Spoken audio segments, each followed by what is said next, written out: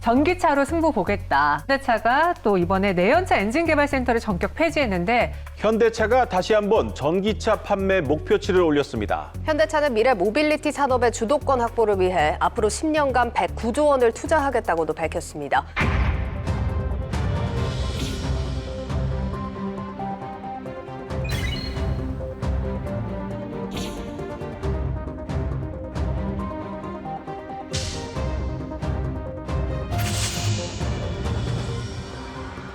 이 위로 가야 되는데 못 가. 왜?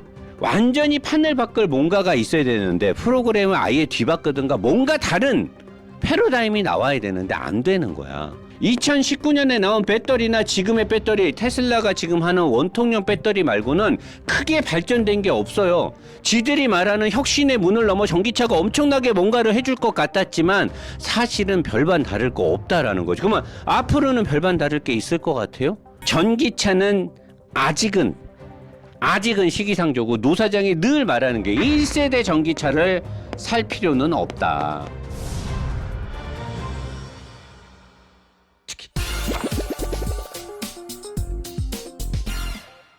제가 과거에 했던 모든 말들이 지금 오늘자 뉴스에 나왔는데 어이가 없기도 하고, 현대자동차 그룹이 시총도 그렇고 연간 자동차 생산량이나 판매량을 봤을 때 결코 작은 회사가 아니잖아요. 근데 이런 회사가 어떻게 정책을 저렇게 하고 회사 운영을 이렇게 하는지 나는 정말 진짜 아이러니한데, 2024년 3월 25일자 기사입니다. 현대자동차 2년 만에 신형 엔진 개발 재개. 신형 엔진 개발, 여기 글이 지워졌는데 개발 재개. 200명 규모의 엔진 설계실을 신설한다. 그리고 기존의 엔진 부서에서 일했던, 그때 당시에도 200명 정도라고 제가 라이브에서 얘기했던 걸로 기억이 나는데, 그 인원들이 원래 2021년 후반부터 해서 2022년 초반쯤에 제가 여러분들한테 막 엄청나게 화를 내면서 엄청나게 짜증나게 현대자동차를 비판을 했잖아요. 그 발표를 했던 정의선 회장은 진짜 그 당시엔 부회장이었나? 물러나야 된다라고 제가 말까지 했어요. 왜 자동차 제조회사는 엔진을 자체적으로 만들 줄 알아야 되고 자동차 전체를 조립할 수 있는 조립 라인이 있어야 돼요. 그래야 자동차 제조회사거든요. 제조 판매회사. 그런 자동차 회사가 엔진 사업본부에 근무하는 연구개발 인원 200명이 넘는 인원을 공중분해시켰어요. 그 당시에. 엔진 부서를 없앴거든요. 그 기사가 막 나오고 그래서 내가 엄청나게 뭐라 그랬지. 그때가 2021년 후반에서 2022년 아마 한 3월쯤인가 그랬던 걸로 기억이 나요. 내가 그래서 그러면 안 된다. 그 사람들 뭐 완전히 해고는 아니겠지만 다른 부서로 가는데, 엔진 개발 부서에서 엔진을 연구 개발하는 인력들이 다른 부서에 가서 무슨 일을 하겠냐. 알고 보니까 그 사람들이 전동화 부서로 분산됐어요. 전동화 부서로 분산됐던 인력을 다시 뭉치게 하겠다. 근데 내가 그때 뭐라 그랬냐면, 여러분 기억날 거예요. 만약에 현대자동차가 지금 엉뚱하게 목표 설정을 하고 전기차에 몰빵한다 그랬거든요. 그 당시에.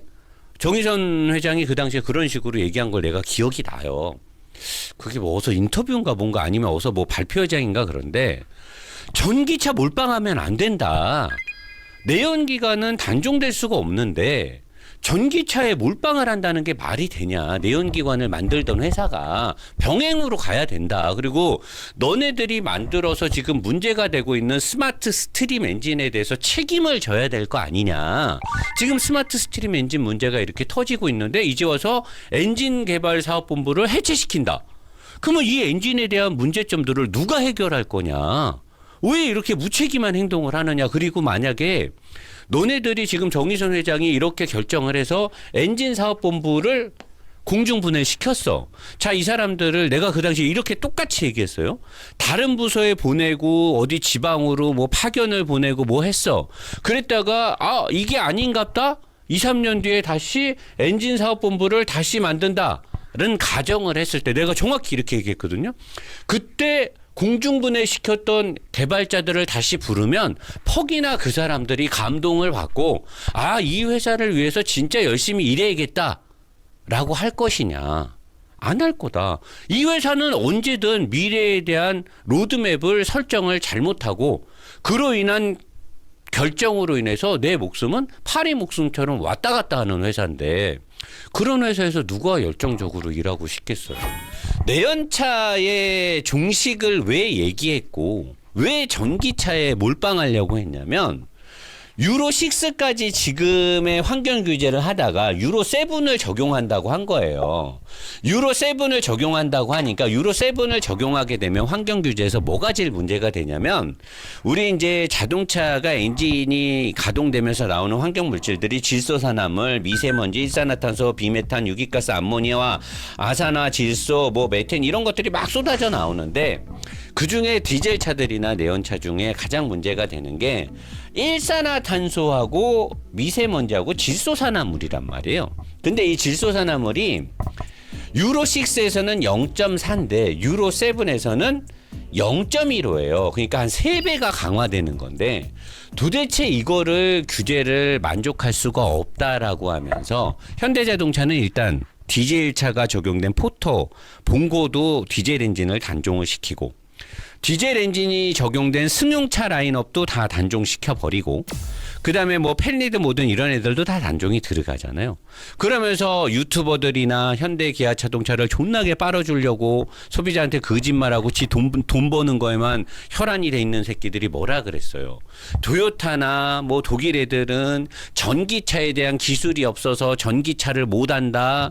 뭐 토요타는 뭐 3년 안에 망한다. BMW의 전기차 기술이 뭐 족같다. 현대차가 전기차 기술이 이제 테슬라랑 맞다이를 뜬다. 어쩌냐 이런 씹새끼들이 아주 그냥 주댕이만 살아가지고 아주 그냥 사실 확인도 안 하고 누가 준 그냥 그 보도 자료만 가지고 존나게 설파를 한 거예요.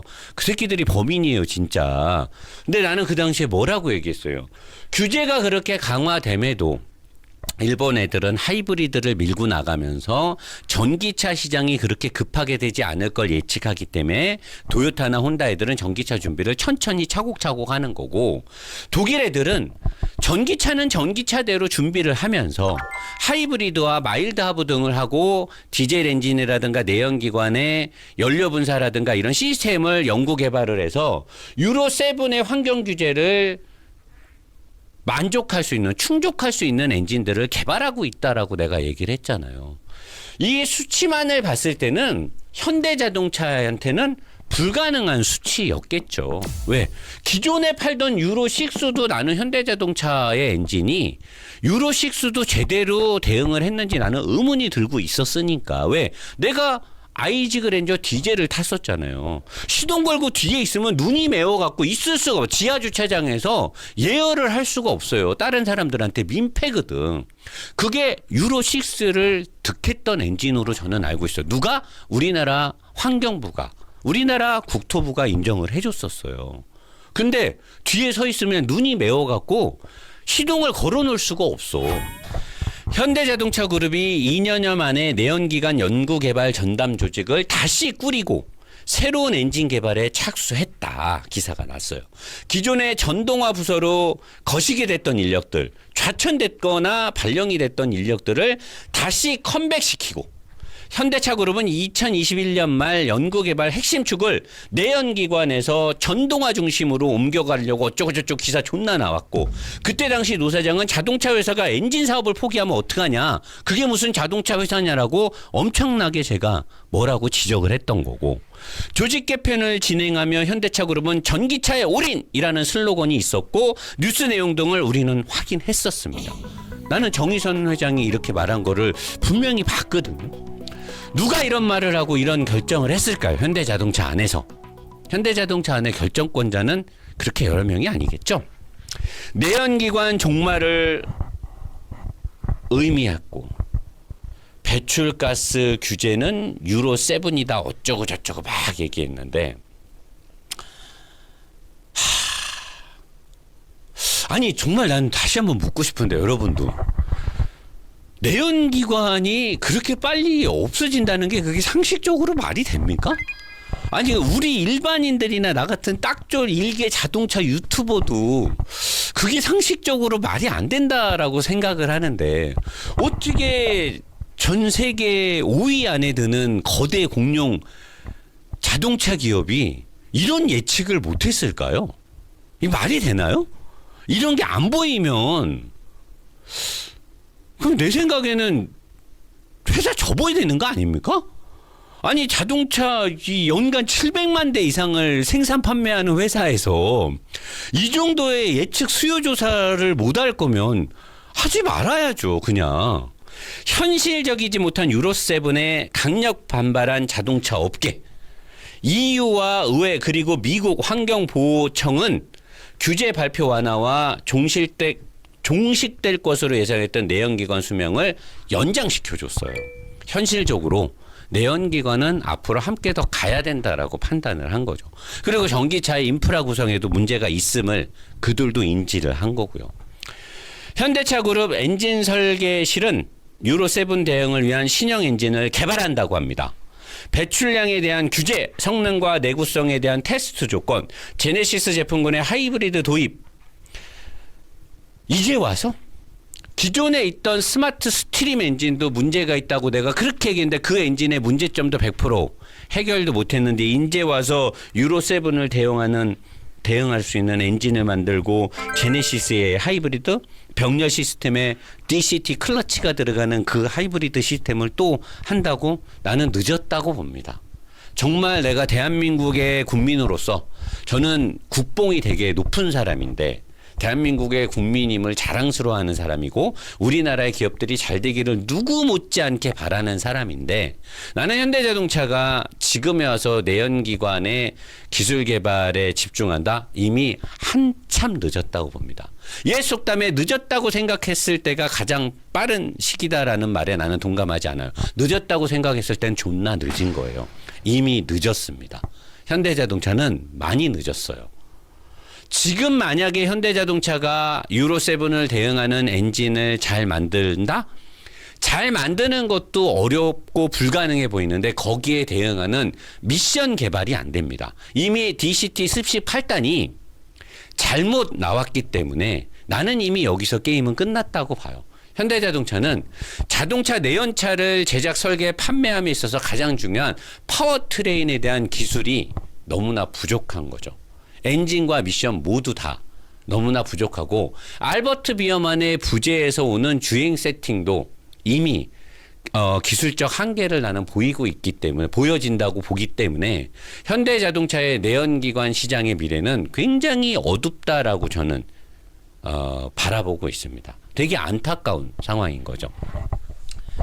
2021년 전기차 과대 선전이 시작됐을 때 저는 전기차를 급하게 사면 안 된다라고 여러분께 늘 강조를 했던 사람이고 2022년 내연사업부 해체에 대해서도 격하게 지랄했던 사람입니다. 현대자동차 그렇게 가면 안 된다라고.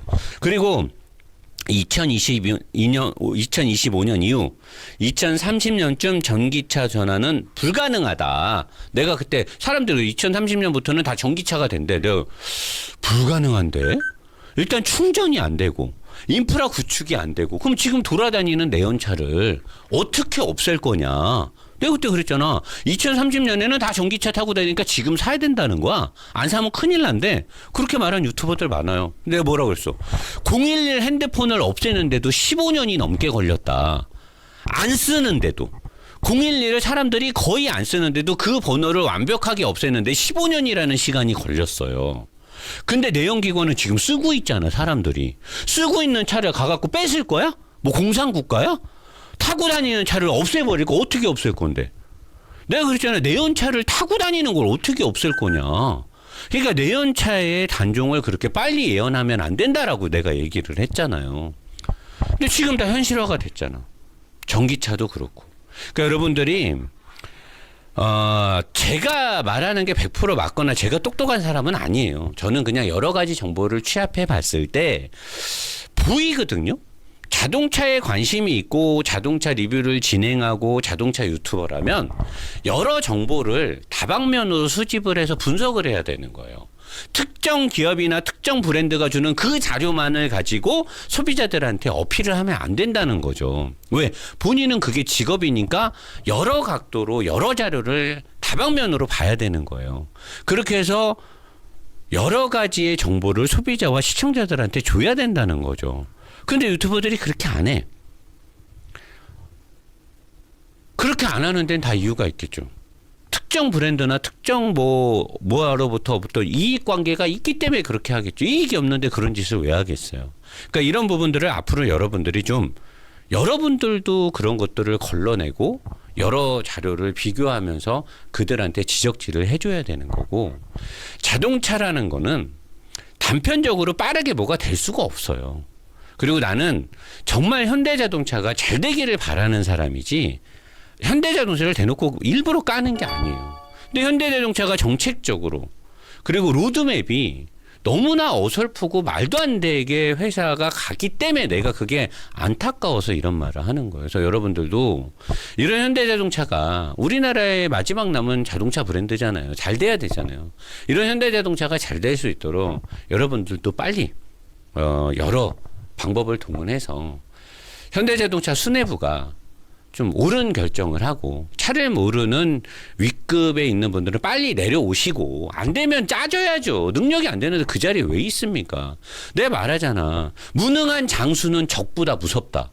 무능한 장수가 적진 돌격 앞으로 다 죽는 거야. 다 죽어. 그러면은 장수가 무능하면 다 죽는 거예요. 그냥 애들. 잘 판단하고 돌격 앞으로를 해야 될 거 아니야. 그러니까 안 되는 수뇌부에 있는 사람들 다 내려오셔라. 내려오시고 차를 잘 알고 로드맵을 잘 설정하고 미래의 예측을 잘하는 그런 사람들이 우리나라 현대자동차를 컨트롤해야 된다라고 저는 생각하면서, 다시 한번 제가 과거에 여러 자료를 분석하고 또는 저한테 이런 교육을 많이 해줬던 전참권 씨, 우리 K자동차 동호회 어드바이저 분인데 저한테 참 많은 공부를 시켜줬어요. 그리고 많은 자료를 제가 열람할 수 있도록 그런 루트를 알려줬는데, 이렇게 제가 예측하고 제가 설파했던 내용들이 현실로 이렇게 다가와서 여러분들 앞에서 제가 다시 떳떳하게, 여러분들 자동차 시장은 이렇게 가니까 여러분들 이렇게 이런 자리가 와서 너무나 감사하고, 그 당시에 모두 다 전기차에 올인하고 노사장 저 새끼는 뭐 내연기관을 좋아해서 저렇게 한다 할 때 저를 믿고 저의 방송을 응원하고 이렇게 게시판에 글을 써준 여러분들이 있었기에 지금의 제가 아직도 존재하는 게 아닐까 하면서, 앞으로도 더 많은 자료와 이런 것들을 제가 공부하고 열람하고 해서 여러분들한테 좋은 진실된 자료를 전달하고, 자동차 리뷰에 있어서도 팩트만을 가지고 여러분들한테 있는 그대로를 전달하도록 노력하도록 하겠습니다. 자료로 가겠습니다.